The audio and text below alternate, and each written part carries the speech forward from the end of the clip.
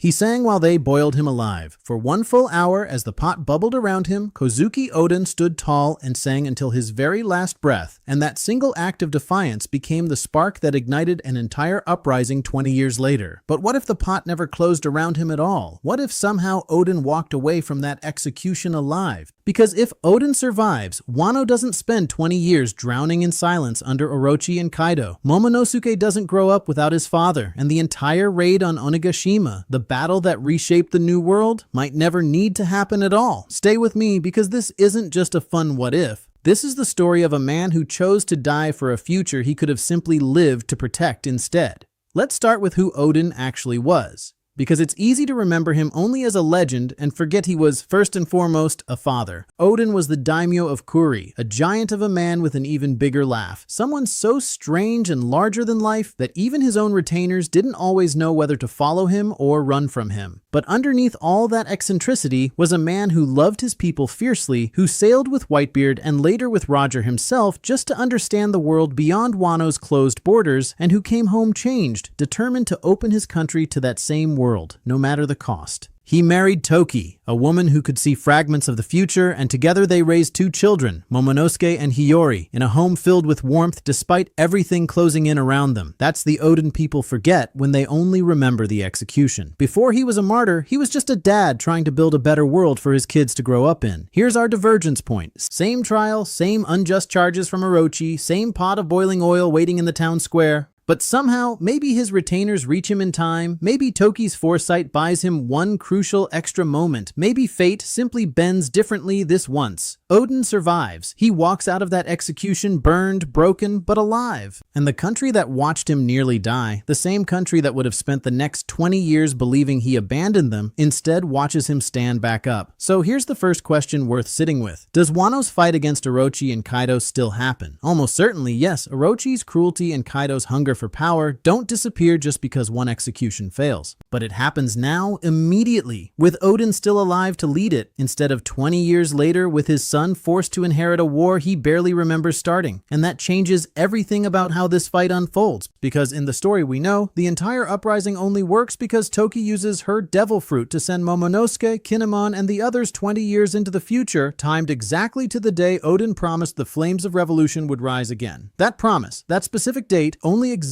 because Oden believed his death was necessary, a sacrifice with a purpose. If he survives, does Toki still send anyone forward in time at all? Or does the entire 20-year time skip, the very mechanism that shapes the whole Wano arc as we know it, simply never happen? And if it doesn't, think about what that actually means for Momonosuke. In the story we know, he grows up terrified and alone, without his father, without his mother, raised by strangers in a strange future, carrying a burden he's too young to understand. He becomes small, timid, hiding his fear behind the shape of a dragon. But in this version, he grows up beside his father, learning to lead the way Oden led, with laughter, with warmth, with the kind of unshakable confidence that comes from actually having a parent there to catch you when you fall. Does he ever become the boy who cries himself to sleep on a rooftop, waiting for a father who promised to return but never explained why he had to leave? Or does he simply become a son who never had to learn how to survive without one? Now let's talk about the people who loved Oden most, because their entire lives reorganize around this one moment too. And think about Toki too, because her role in all of this is just as heavy as Oden's. In the story we know, she has to watch her husband walk toward his own death, knowing exactly what's coming because of her own foresight, and then use her final years to send her children into a future without her, trusting strangers to raise them into people capable of finishing what their father started. That's an unimaginable kind of grief to carry, loving someone enough to let them go, twice, for the sake of a promise neither of them will live to see kept. If Oden survives, does Toki still have to make that same impossible choice? Or does she simply get to grow old beside the man she loved, watching their children grow up safe, never having to trade her own future for theirs? Kinemon, Kanjuro, Raizo, Inuarashi, Nekomamushi, the Kozuki retainers spend 20 years in exile, in secrecy, in quiet, desperate hope, holding on to nothing but a promise that their lord would return. That shared suffering is what bonds them so completely by the time they finally raid Onigashima. If Oden lives, do they even need that 20 years of waiting? Does that same unbreakable loyalty still form, or does it form differently, built through years of fighting alongside him instead of years of missing him? And what about Kanjuro?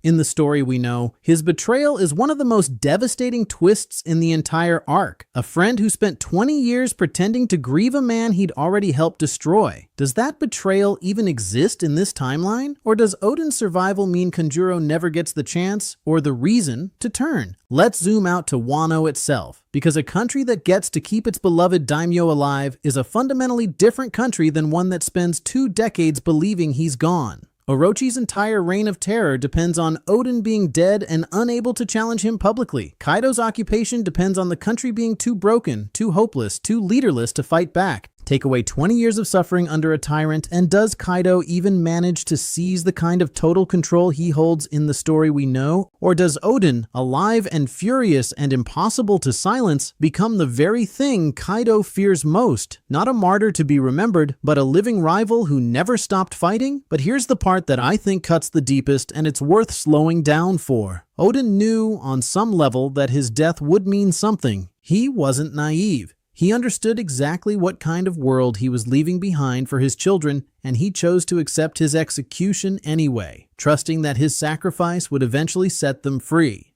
That's an almost impossible kind of faith to have, to believe your death might do more good than your life ever could. And if he survives instead, if he gets to actually raise his children, actually watch them grow, actually be there for the future he was willing to die for, doesn't that undercut the entire meaning of his sacrifice? Or does it do something even more powerful? Prove that he never had to choose between being a martyr and being a father at all. That the world could have had both if only the story had let him live. Now let's come back to the promise from the very start of this video, that the raid on Onigashima, the battle that shaped the modern new world, might never need to happen at all. Here's the resolution. If Oden survives and leads Wano's uprising immediately, decades before Luffy is even born, the entire alliance that eventually topples Kaido, Luffy, Law, Kid, the Straw Hats, Marco, the Fire Tank Pirates, never has a reason to exist. Wano's freedom gets won by the people who actually lost it, not inherited by a generation of strangers arriving from across the sea. And that's the quiet, bittersweet twist hiding underneath this entire scenario. Saving Oden doesn't just save one man.